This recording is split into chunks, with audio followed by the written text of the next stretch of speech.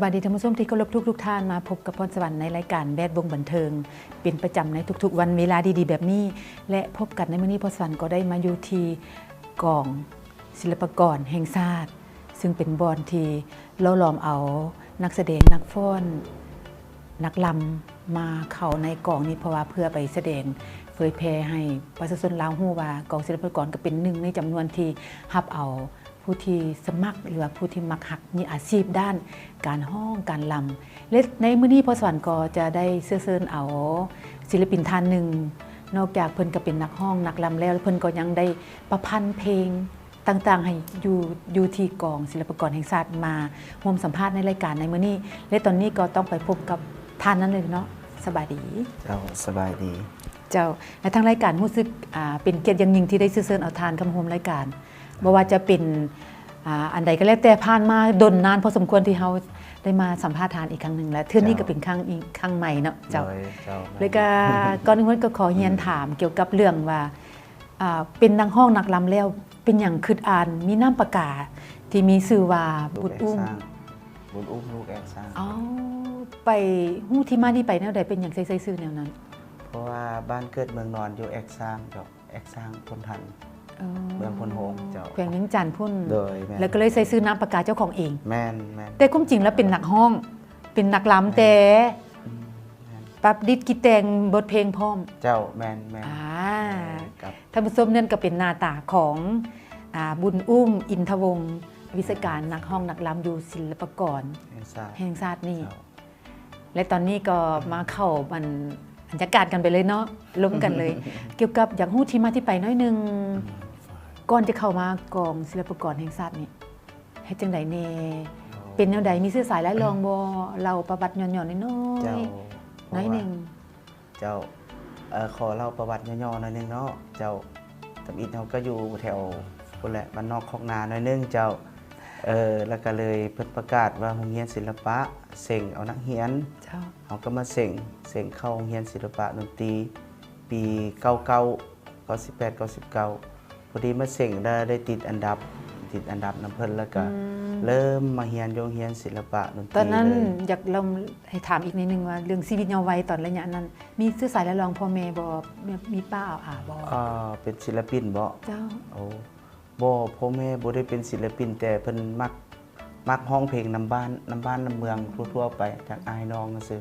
แต่บ่มีผลงานออกโทรภาพบ่ออกวิทยุบ่มีแต่มักม่วนนำบ้านนำเมืองซื่อเจ้าอันนี้เฮาก็ดนดันมาเองมาเส็งแล้วก็มาศึกษาอยู่โรงเรียนศิลปะ4ปีเจ้า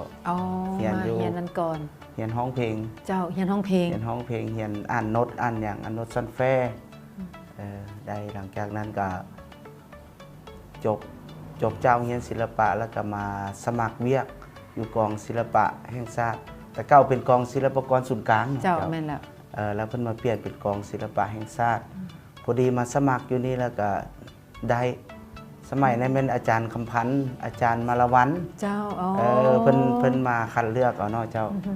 มาคัดเลือกแล้วก็ได้แล้วก็มาเป็นพนักงานนักแสดงอยู่กองศิลปากรแห่งชาติเท่าปัจจุบันนี่แหละเจ้าเป็นนักแสดงและเดี๋ยวนี้มีความคิดความอ่านเป็นนักประพันธ์อีกเป็นนักแต่งวิธีแต่งไปเรียนไปใส่มาส่วนหลายเรียนแต่งเพลงนี่ก็ศึกษานำครูบาอาจารย์รุ่นใหญ่เจ้าเรียนนำอาจารย์รุ่นใหญ่แล้วก็ศึกษานำออนไลน์แน่แล้วก็เฮาเอาเพลงดังๆของอาจารย์ใหญ่คือเพลงสาวบ้านเกินบ่เซียนเฮาเอามาเยิงเบิ่งว่าเพิ่นแต่งจังได๋เฮาเฮ็ดจังได๋แล้วก็ศึกษานำหมู่แน่หมู่ก็เป็นนักแต่งผู้นึงคืออาจารย์คำแสวงวัฒนาทรงเนาะเจ้าเป็นนักแต่งผู้นึงที่ว่ามีผลงานหลายเพิ่นก็มาบอกว่าสัมผัสนอกสัมผัสในสัมผัสข้ามวรรคสัมผัสข้ามแถวสนะเจ้าถ้ามันได้เนื้อในแต่งเพลงนี้มันก็คล้ายๆคือเฮาแต่งหัดแต่งนี่แหละเจ้าเปิดเรื่องเดินเรื่องสรุปเรื่องมีบาทมีวรรคคักแน่เจ้ามีบาทมีวรรคแต่งมาขึ้นทำอิฐจักแถว4แถว4คำบ่แล้วทั้งหลังมันจะคำ7คำบ่8คำซั่นนะแล้วก็มักแล้วก็จื้อเอาแล้วก็ไปประดิษฐ์เองบ่ได้มีการศึกษาด้านวรรณคดีภาษาลาวโดยกงโดยบ่มีแม่นเจ้า มักเองแล้วก็จึงมาเฮ็ดแบบว่าประดิษฐ์คิดแต่งว่ามักด้านนี้ แม่น ตื่ม แม่นเจ้ามักด้านนี้แล้วก็ศึกษานํครูบาอาจารย์แล้วก็มาเรียนรู้ด้วยตนเองได้ เจ้า เจ้า จนถึงปัจจุบันได้มาเป็นผู้ประดิษฐ์คิดแต่งนอกจากนั้นเป็นนักห้อง แม่น และแต่ละมื้อแต่ละวันนี่เฮาไปรับใช้แนวใดนอกจากเฮ็ดเวียกอยู่ห้องการ ไปก็รับงานนอกทั่วไปทางเพิ่นเชิญมาไปรับไซอยู่กรมกองนั้นกรมกองนี้มีงานวันสำคัญต่างๆนะแล้วก็เฮาก็ไปหาอยู่หากินน้ำอาหารได้บางครั้งข่าวก็ได้ นอกจากมงลามงการเนาะเจ้านะ มีอาชีพแนวนี้ เจ้า ก็มักแนวนี้แต่ว่าหาได้ ได้ ได้เงินแล้วเอาไว้ใส่ เอ้ย มันนักมีภาระเนาะเจ้าก็มีรายจ่าย มีรายจ่ายหลาย แต่ว่าก็กุ้มกินพออยู่พอกิน เจ้าก็พอ แต่ว่า ได้พ อาชีพนี้ก็ดีแล้วก็อยากให้บุญอุ้มได้ฝากถึงแฟนๆรายการที่น้องๆที่มักฮักทางด้านห้องเพลงอย่างแล้วแต่ เจ้า เจ้า อันนี้ก็ขอฝากให้ทางน้องๆที่อยากมามาเฮียนห้องเพลงเจ้ามาศึกษาเกี่ยวกับห้องเพลงสืบสานวัฒนธรรมลาวเอกลักษณ์ของลาวห้องเพลงลาวให้มันอยู่ยงคงกระพันไปยาวๆนานกับมาเฮียนโยงเฮียนศิลปะและเจ้ามีครูบาอาจารย์เพิ่นแนะนำสอนอยู่หั่นแล้วก็แต่งเพลงแต่งอย่างเพิ่นก็สอนอยู่หั่นพร้อมเจ้าครับลำเอกลักษณ์ของลาวเจ้า เจ้าทั้งหมดนั้นก็เป็นประวัติที่มาที่ไปเพิ่นมักฮักด้วยตนเองหรือเพิ่นก็ไปเอาแบบของผู้อื่นมาเป็นผู้ที่คิด อยากมีอาชีพนี้ก็อยู่มาถึงปัจจุบันจนได้อาชีพและเป็นอาจารย์สอนอยู่นี่และตอนนี้เพื่อเปลี่ยนบรรยากาศพรสวรรค์ก็จะพาท่านผู้ชมไปฟังกับบทเพลงหรือว่าหลายๆเพลงที่เพิ่นเคยร้องมาหลายๆจะเป็นเพลงใดนั้นไปติดตามชมในรายการแล้วก็กลับเข้ามาหาพวกเราว่า ในเมื่อที่เป็นนักร้องแล้วเพิ่นยังได้ประพันธ์เพลงด้วยตนเองนํประพันธ์ให้อยู่ในห้องการนี้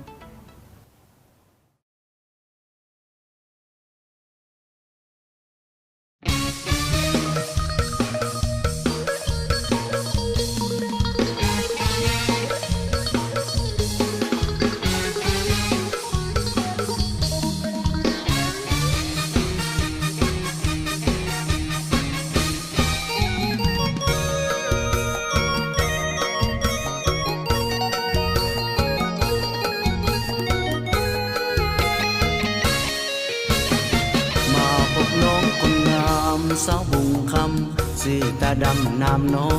ง ยิ้มก็หวานเนื้อทองมันตำต้องหัวใจนี่นาแม่นลูกสาวผู้เลอมาถึกเจอแห่งเดโซภาหรือบุญวาสนาให้เฮามาพบกันวันนี้ น้องทั้งเก่งทั้งงามน้ำเจอดีมีและบ่คู่ครอง หากไม่มีคนจองไอ้ไม้ปองเป็นคู่สีวี น้องขยันดุมันห้าวหันเป็นกุลสตรี สาวผู้ไทยคนนี้ไอ้ยินดีสู่ขอแต่งดอง โอ้ยน้อสาวผู้ไทยอ้ายนี่หมายมามันสาวแดนงามบ้านบุงคำมาช่วยตาดำค่อนคำได้บ่นวลน้อง หากว่าน้องพอใจจะให้ผู้ใหญ่ขอตามนี้ของสินสอดค่าดอง น้องอย่าเอาแพงหลายเด้อลาอายสุดแสนภูมิใจ หากแม่นได้เป็นเคยบุงคำจะให้น้องตาดำคนงามสุขสมสิวายามกินจะป้อนยามนอนจะกอดควันตา สาวตาดำนี่นะไอ้สัญญาจะหักน้องผู้เดียว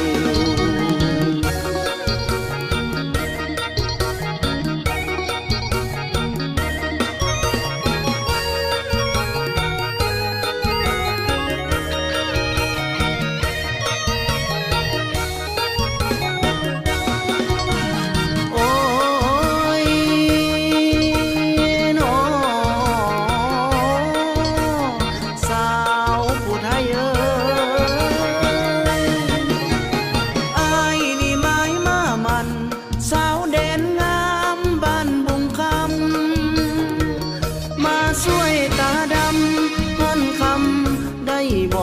น้องหากว่าน้องพอใจจะให้ผู้ใหญ่ขอตามฮีของสินสอดผ้าดองน้องอย่าเอาแพงหลายเด้อลาอายสุดแสนภูมิใจหากแม่นได้เป็นเคยบุงคำจะให้น้องตาดำคนงามสุขสมสิวายามกินจะป้อนยามนอนจะกอดควันตาสาวตาดำนี่นะไอ้สัญญาจะหักน้องผู้เดียว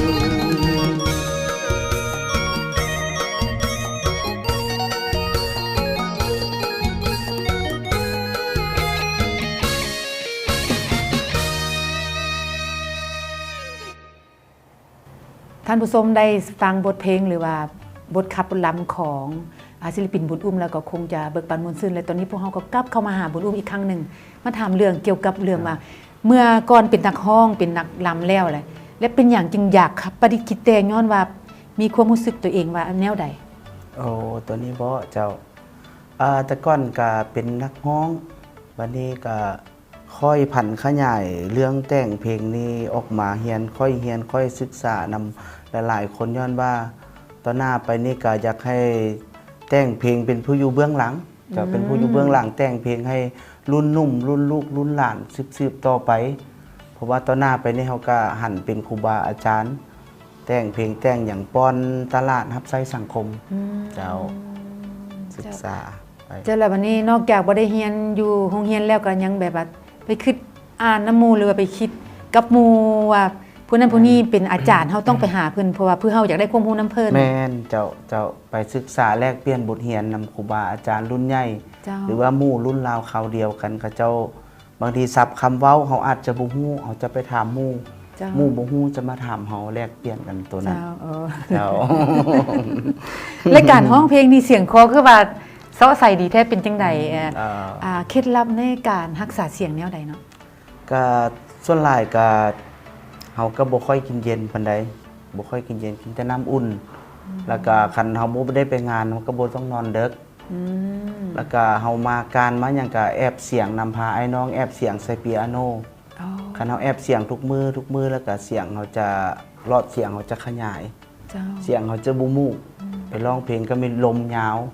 เสียงก็ออกดีคันเฮาได้แอบเสียงเจ้า เจ้าซึ่งตอนนี้ก็อยากฟังเพลงสดๆจากบุญอุ้มได้น้อยหนึงผู้ชมก็อยากฟังได้ยินว่าเพิ่นอยากฟังแน่พี่ก่อนก็อยากฟังดนนานแล้วที่บ่ได้ยินเสียงสดว่าเสียงหลอดคอของบุญอุ้มนั้นดีหลาย เจ้าเชิญเลย เจ้าตามคำเสนอของเพิ่นเนาะ ก็ที่ ขอสนองให้เอาจากวรรค2วรรคไปเนาะ เจ้าเอาบาทหนึงก็ได้เพลงอะไรก็ได้ เพลงนี้มันแต่งเองห้องเองเนาะเพลงนี้ทางท่านเจ้าแข่งเพิ่นให้แต่งให้เพิ่น เจ้า แข่งเสกอง มีชื่อว่าเซินมายามเสกองเนาะ เจ้าท่องเที่ยวเนาะ ท่องเที่ยว จ้าเชิญเลย เซินท่านมายามความงามแคว้นถิ่นเสกองภาษาพี่น้องฟองดองหักห่อสามัคคีมูลเสื้อขยันกาหารอบเอื้ออารีน้ำใจสนเผ่าเฮานี้แสนดีหาใสเปียบปาน เอาประมาณนี้ก่อนเนาะ อ๋อเสียงเห็นบ่หลอดคอหลอดคอนี่เสียงออกเพลงออกจากปอดดีๆคัก โด แน่ ย อ่ะ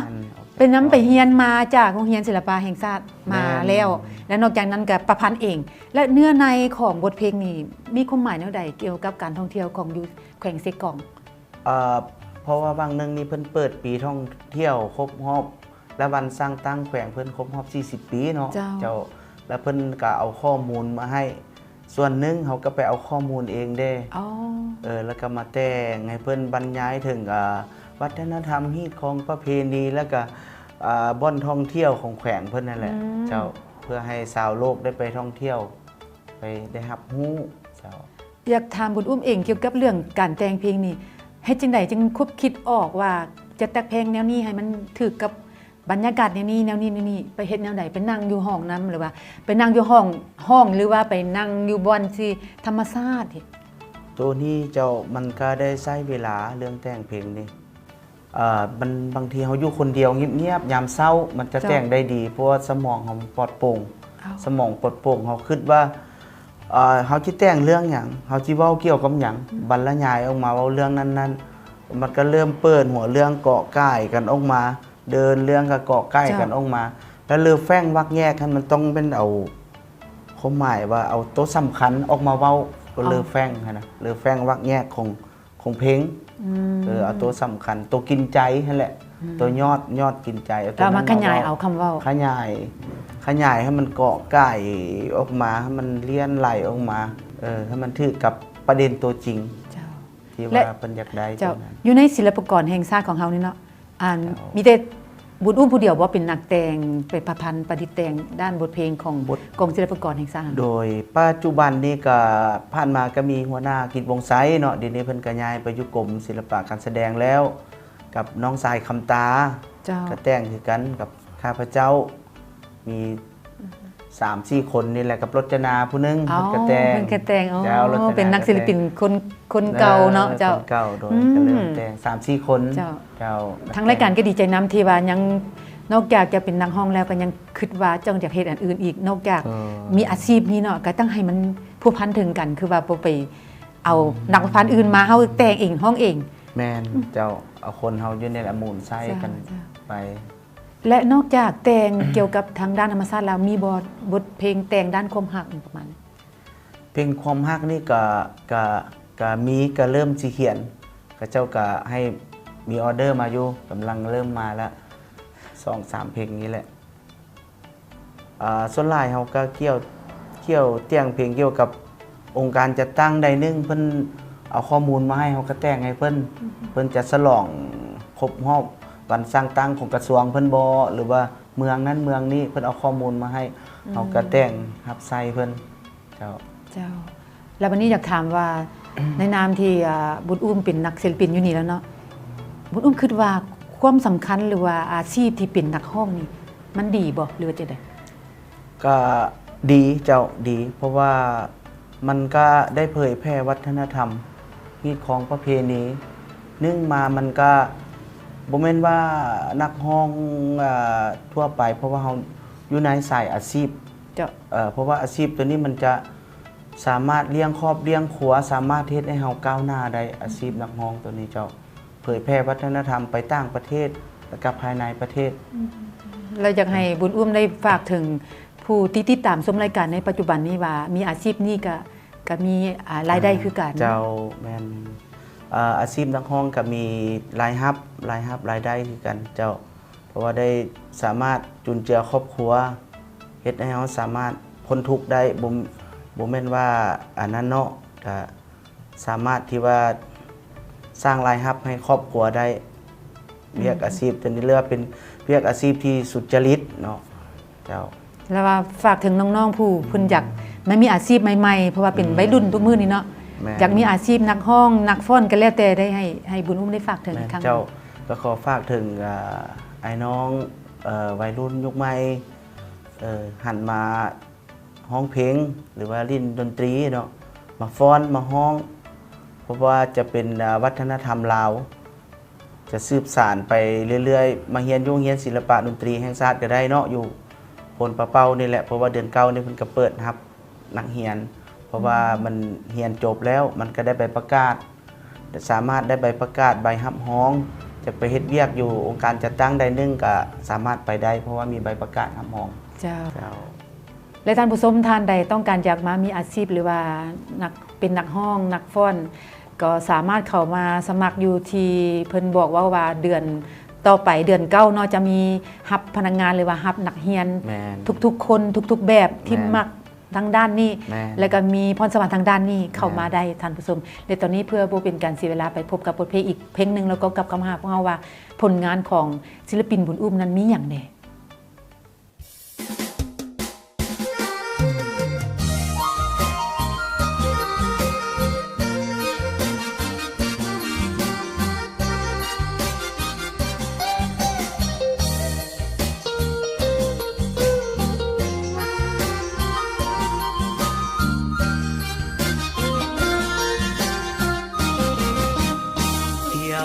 สารวัน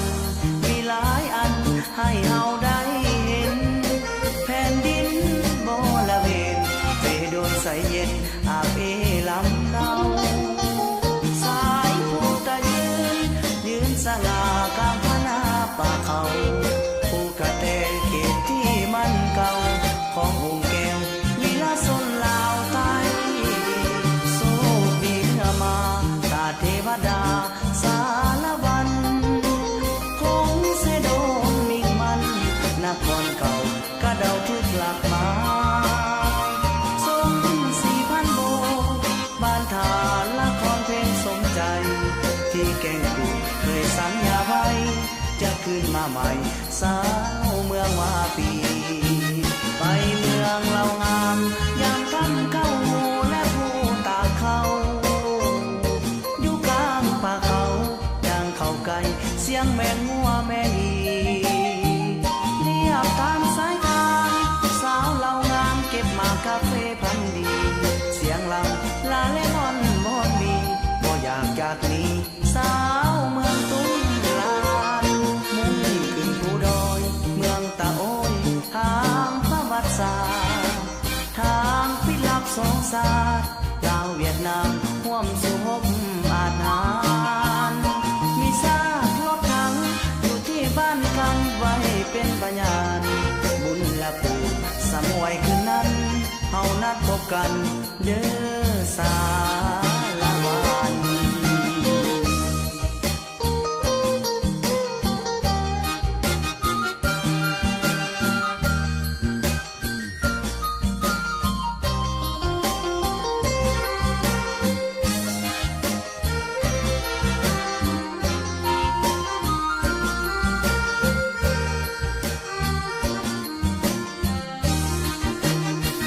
ไปเมืองเหล่างามยามค่ำเข้าและผู้ตากเขาอยู่กลางป่าเขาย่างเข้าไกลเสียงแม่งัวแม่อีเรียบตามสายทางสาวเหล่างามเก็บหมากกาแฟพันดี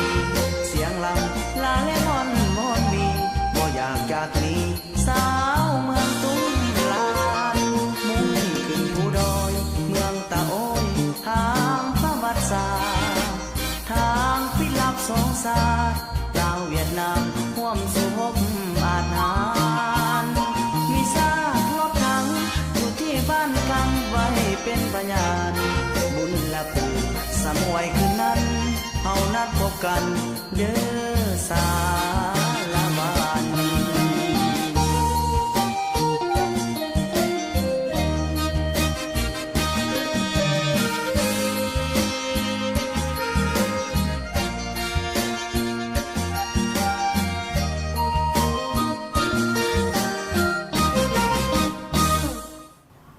ท่านผู้ชมได้ฟังบทเพลงของศิลปินบุญอุ้มก็คงประทับใจและเบิกบานมวลซึนกับเสียงเพลงและตอนนี้พวกเราก็เข้ามาหาบุญอุ้มอีกครั้งหนึ่งมาถามเกี่ยวกับเรื่องว่าผลงานที่ผ่านมาหลายๆอย่างบ่ว่าจะเป็นการร้องเพลงทั้งภายในและต่างประเทศและก็มีการเขียนเพลงนี่ให้เว้าถึงเรื่องนี้ให้ท่านผู้ชมฟังแด่เจ้าเว้าเรื่องเขียนเพลงกับประสบการณ์รับไซเนาะแม่นบ่เจ้าเพราะว่าเอาอยู่กองศิลปากรแห่งชาตินี่ก็สมควรแล้วก็เคยไปรับไซบรรดาประเทศอาเซียนหรือว่ายุโรปก็ไปมาแล้วรับไซเพราะว่าไปในนามเผยแพร่วัฒนธรรมลาวเนาะขับลำพื้นบ้านไปเผยแพร่ให้ต่างชาติชาวโลกรับรู้โดย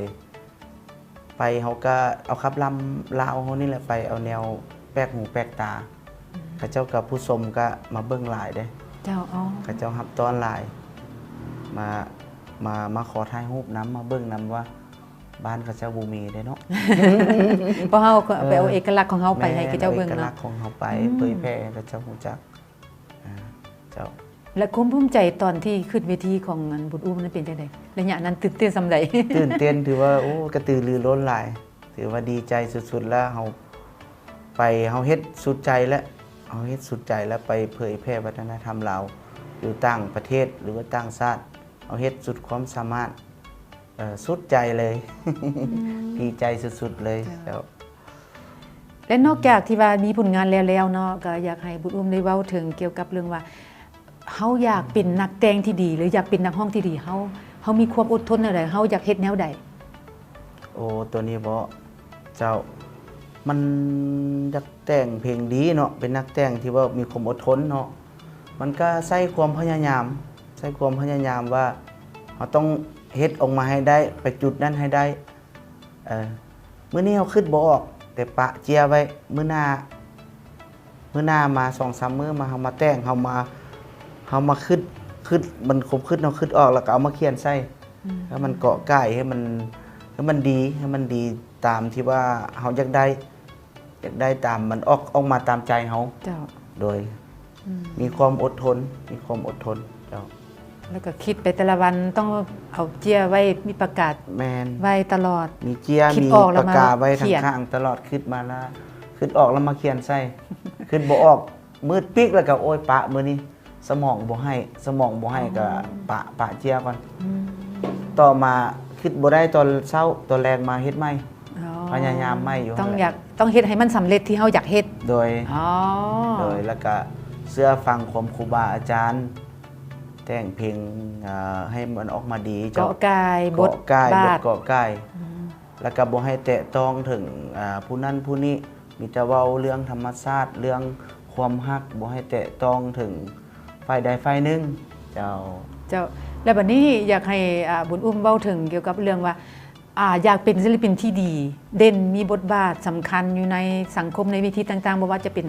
ในเวทีชาวโลกเนาะให้รับรู้ว่าคนลาวมีนักร้องที่ดีเด่นนักร้องที่มีหน้าประทับใจควรจะเฮ็ดจังได๋ ตัวนี้มันก็ใช้ความพยายามฝึกฝนล่อหลอมตัวเอง เจ้ารู้จักสมมาคารวะครูบาอาจารย์รู้จักไปมาลาครอบ เจ้าแล้ววันนี้ท้ายๆรายการก็อยากให้บุญอุ้มได้ฝากถึงความรู้สึกของบุญอุ้มเองในนามศิลปินอยู่ในกองศิลปากรแห่งชาติ โดยก็ในนามบุญอุ้มเองก็ขอขอบใจทางทีมงานทางเอตาเนาะเพิ่นมาให้สัมภาษณ์ก็รู้สึกว่าเป็นเกียรติและก็ดีใจหลายที่ได้มาอยู่จุดนี้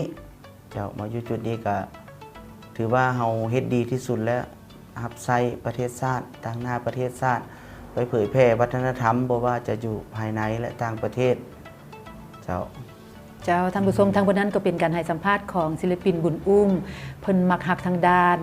ศิลปวัฒนธรรมคือการร้องเพลงรำและนอกจากนั้นก็เป็นนักประดิษฐ์คิดแต่งด้านบทเพลง